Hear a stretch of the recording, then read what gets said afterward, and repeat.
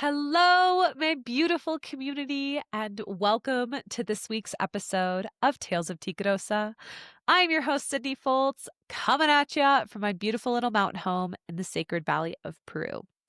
And today I wanted to come on here and share the whew, the initiation of my cat disappearing for 3 days and share about the lessons of death, attachment, and trust that it ultimately led me to receive and embody. Now, before I hop into the story, I just want to share that little life update that I am just emerging from one of the busiest seasons of my life. I have just been in deep service these past few months, from retreats to facilitating 2 private dietas in the jungle, working with ayahuasca and this beautiful maestro, my teacher, this incredible shaman. I have been, serving those clients who have invested in me and just taking the in-between time to rest and integrate and deepen into my shamanic studies. And it's just required all of my energy. Like, I've had to kind of put a pause on the podcast. I've had to kind of put a pause on Instagram, and I've just had to work with what's here and really devote to that in a deeper way. And so I'm happy that this season is kind of coming to a transition into this new season where I really want to pour more into my content creation, because I just feel like so much has happened and so many really beautiful and powerful lessons have emerged. And I can't gatekeep it all to myself. I want to share it with you guys. So just know more about what has unfolded the past few months is coming in future episodes. But today I just felt really called to hop on and just share the story of the beautiful lessons that my cat's disappearance taught me. Now, anybody who has an animal in their life I'm sure will totally resonate with me in this story, because my beautiful cat Collie has just been there for me through it all. She came into my life over 4 years ago when I just totally reset my life, started my journey over in Costa Rica. It was like 6 months into this journey, and she was a stray jungle cat that I just, ended up taking into my arms, into my home, and built this really beautiful life contract with. And she's really seen it all. She's seen every single version of me since this big reset. Like, she's seen, the depths of despair I've been in, the grief I've moved through, all of the challenges, but also all of the expansion, the celebrations, the wins. I flew her from Costa Rica to Peru. So she's like worldwide kitty. And yeah, it's just the greatest gift I think I've ever received in this life. And nothing beats just the special moment of coming home at the end of the day, getting into bed, and just snuggling her. Like, I can't tell you guys how deep my love for this beautiful soul is. And anyone who's met Collie just knows that she is a special one. She is just a medicine cat. She's so wise. She's so smart. She's so chill. She's so calm and cuddly and sweet. And everyone who's either watched my house or taken care of her has just had a really beautiful relationship with her. Whether it's when they're deep in their bleed and she sits on their womb and purrs, or whether they're going through really deep process and she just comes up and nuzzles you in the most amazing way. She is just truly such an anchor in my life and such a guide. And her disappearance really triggered some deep stuff in me. So to give a little backstory, Collie has always been a cat with the craziest, wildest, weirdest injuries that vets just can't seem to figure out. When she came to me, girl was a wreck, super skinny, sick, hair falling out, very wild, feral jungle cat. This girl had her own initiation and journey before we found each other. And when I saw, after a couple weeks, that she was sticking around and, this was a really beautiful contract that was opening up between us, I decided to take her to the vet and, get everything cleaned up. She had this one infection in her butt that we tried to flush out and clean for months, but it wasn't going away. It turns out she needed surgery, and there was a thorn lodged in there that created this huge infected sac. She once slit her tongue, literally, her tongue is crazy. got a huge slit in it. I woke up one morning, it was like the day after my birthday, to a bed just covered in blood and her being like just in such pain, and I freaked out, and turns out she like cut her tongue on like a tuna can or something, or that's like our best guess. What other injuries has she had? She had this crazy rash for like 5 months when I was living in my last house. We could not figure it out. I tried everything to get this rash to go away. We could not figure it out. And turns out all it took was me moving to a new house for it to disappear. So this time around, she had a tumor on her neck. Now, I noticed the tumor back in February, but it wasn't that big. It was kind of small. And I had the vet take a look at it, which, by the way, the vet that I work with here is incredible. She's a holistic vet and really, really deeply cares about animals. Like, surgery is her niche. She does a really beautiful job of blending Western pet medicine, but also natural supplements together. And she always, ensures that the cat's health, the cat's safety, the cat's nervous system is always in mind and always in tune.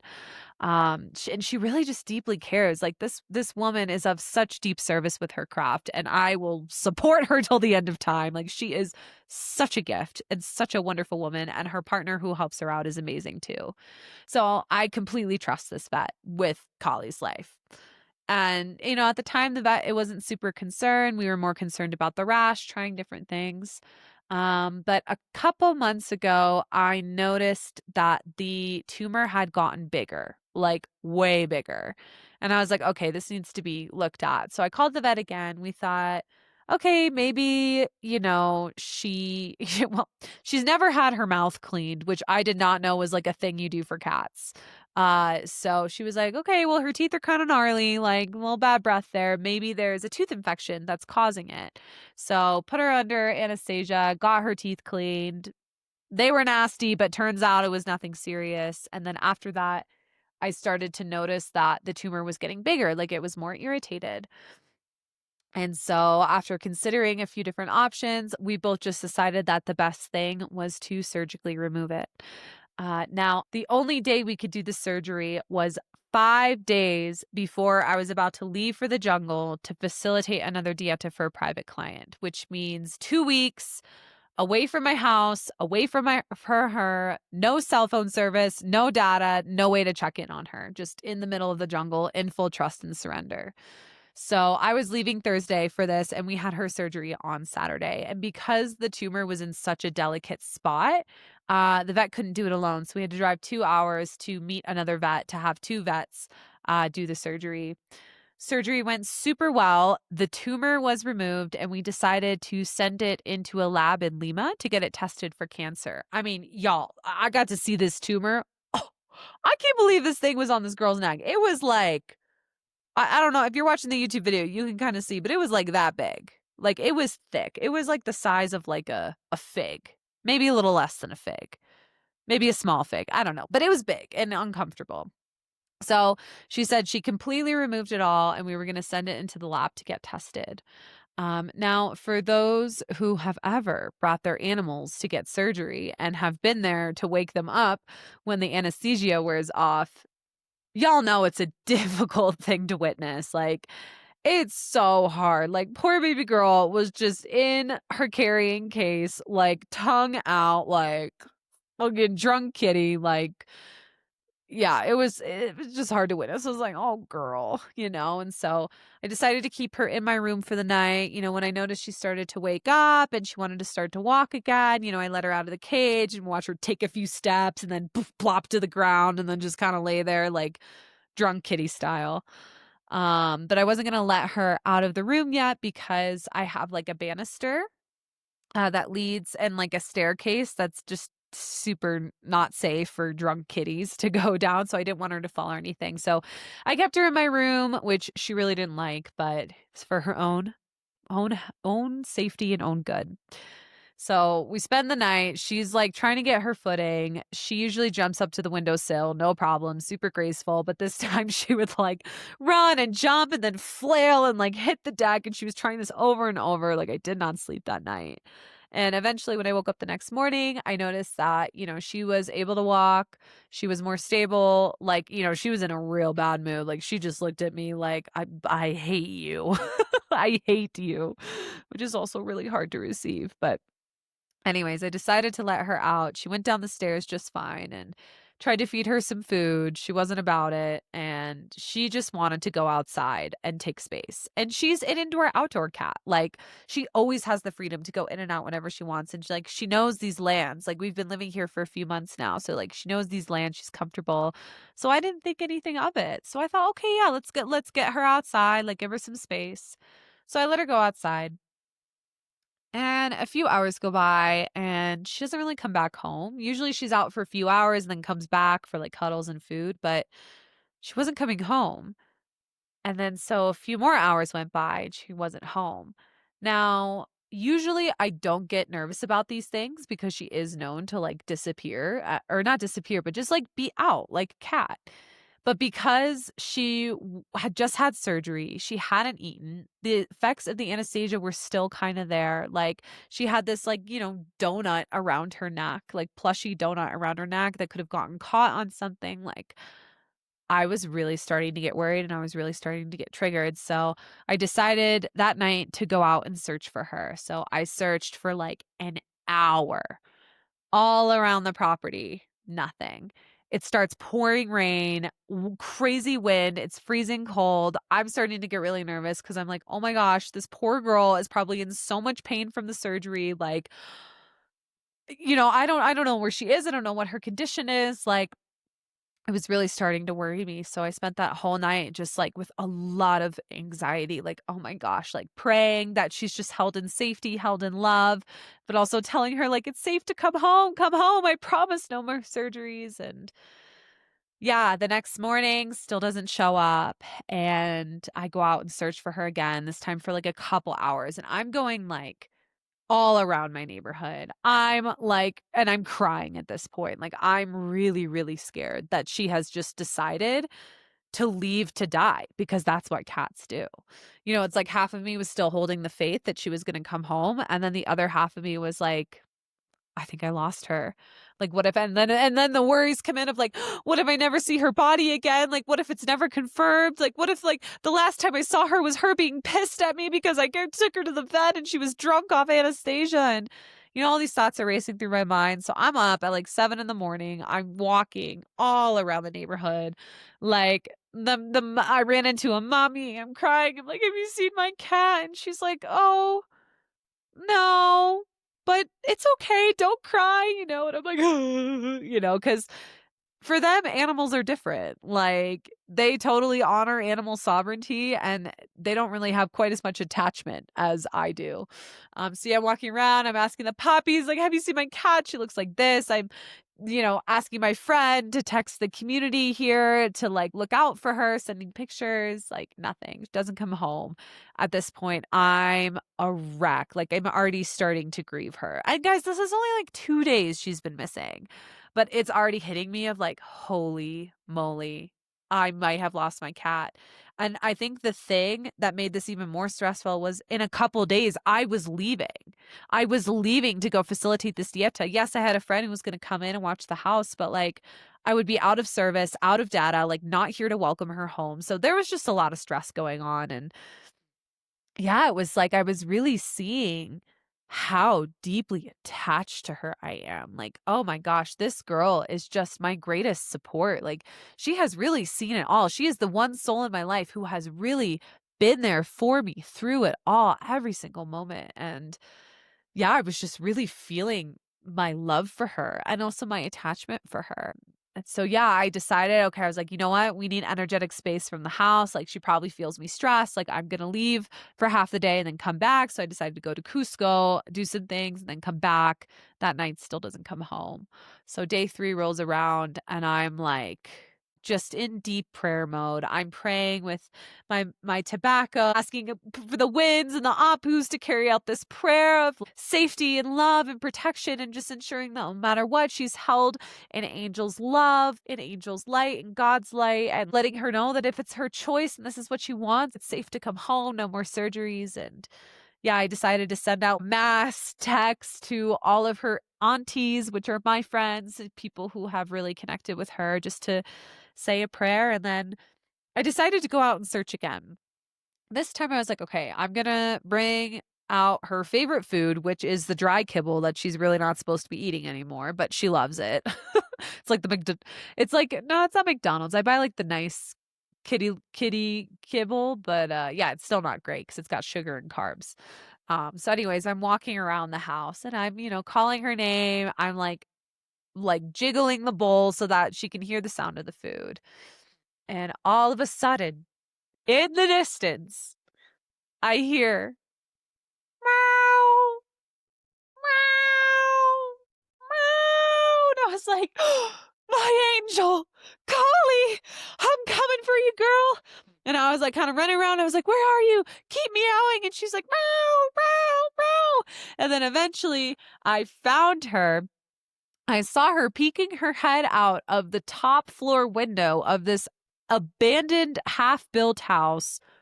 Classic cat style, classic hiding place for a cat that was honestly like 100 meters from my house, maybe even less.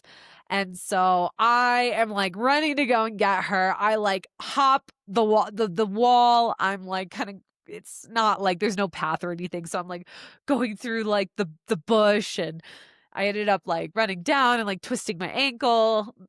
It's a whole other story, but it was fine. And yeah, I found her at the top floor of this abandoned half-built house. How she got up there, I have no idea, you guys. I mean, the jump from the terrain to that top window is just, it's massive. I've never seen her do a jump like that. Like, there's no way she jumped. But also, too, there's like no stairs. There's like no ladder. Like, there's no way to get up there. I was like, oh my God, girl, how'd you get up there? Whatever, it doesn't matter. She still has like her donut on. She's totally fine. So I like go full like fireman cat rescue mode, and I like find all of these things in the abandoned house to kind of makeshift a ladder or a way to go up and get her. And yeah, I grabbed her, brought her down, and led her back to the house. Poor girl was her place where she got surgery was like a little infected and swollen, and she was super dusty and beat up and like starving. Like, as soon as we got to the house, like she just ate and ate and ate. And yeah, this was the day before I was supposed to leave for the jungle, and I had finally found her. And in this time, it was crazy because I was in so much distress. I missed two like client calls, which never happens to me, but I didn't even think in my mind to even check my calendar and like let anyone know. That's how distressed I was. But like the relief I felt when I found her was like, oh my gosh, I am truly the luckiest woman alive. Like, I get more time with my beautiful angel. So the vet came, fixed her up, like she was all good, super happy to be back in the bed and back in cuddles. And I took the last couple weeks to really integrate what this was. And I realized that there was an unhealthy attachment that I had to her. And in this moment of distress, I completely lost trust in her intelligence and also her sovereignty. Like, it was in this moment where I somehow forgot how smart she was and how capable she was. Like, cats really are smarter than us. They are very intelligent beings. And I also realized too, like, I need her more than she needs me. And I'm just so grateful she stuck around. But I really saw this fear of losing her. And underneath all that fear was this fear of being alone, like being alone in this house, being alone in my life, losing one of the key members of my support system. But also at the same time realizing that I wasn't fully honoring her and her choice to leave.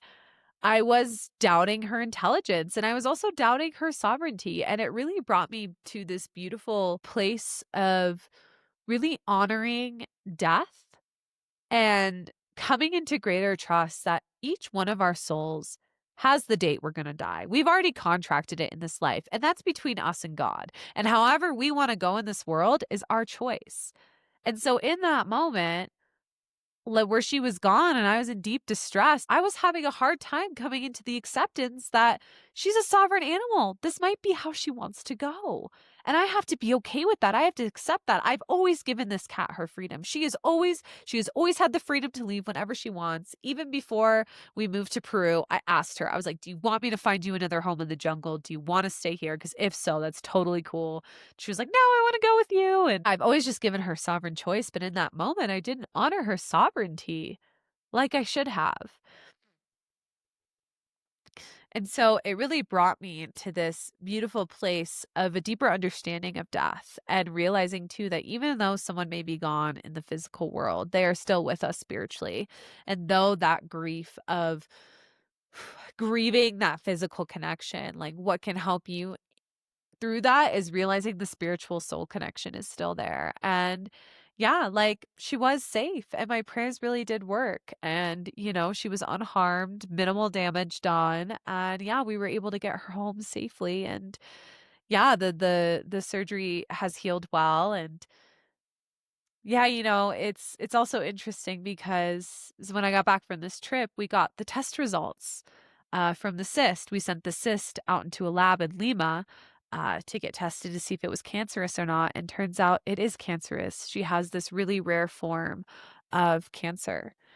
And it's really been, again, another leg of me to integrate because she's only 5 years old. She's still super young. And I think I'm over here thinking I have at least a decade left with her. And, maybe I do. But I'm also coming into this acceptance of trusting in her timeline, trusting in the journey she's chosen with God, but also too trusting, like the vet said, that it was a successful surgery and it's very possible that all the cancer cells have been removed. But also again, too, just trusting that no matter what happens, no matter how much more time I have left with her, and I don't want to go into doomsday with it all. Like, I'm still here. Like, we got at least another decade, girl. Like, you are going to see me birth children. Like, you have to be a grandma kitty. Um, but yeah, it's just trusting through it all that even if her timeline is shorter than what I want or what I believe, that's her soul's contract and choice. And how beautiful that I've been given the gift of even just these last 4 years with her, and how special our relationship is. And how, even though maybe in this life, whenever she chooses to go, that's it for this life, that in the next life, her and I, might come together in another way. And I just felt really called to share this with you guys because it was such a deep, deep, deep, deep journey and process for me. But these really beautiful lessons of attachment, of love, of death, and of trust have come about. And I think when it comes to attachment, really letting go of trying to control another soul, trying to control the outcome of certain things, and also realizing that, like, even though she is the number one soul in my life that has supported me through it all, no matter what, even if she's gone, I still am supported. I'm supported by myself. I'm supported by God. I'm supported by other souls in my life. And so yeah, for those who have animals or familiars or those who have lost pets, like, oh my gosh, I just experienced a taste of what that feels like. And yeah, I can just only imagine the levels of pure rawness that it opens up in the heart when our animals do decide to transition. Just taking this moment to honor all of our beautiful animal guides, all of our beautiful animal spirits, and all of the beautiful pets who have come into our lives and are here just holding it down for us. Like, oh, mad, mad respect. So, for those who stuck around to the end, thank you so much for tuning in and listening to this beautiful story. I hope there is a nugget of wisdom that has landed for you. And with that, I'm wishing you all a really beautiful day, and I will see you in the next episode.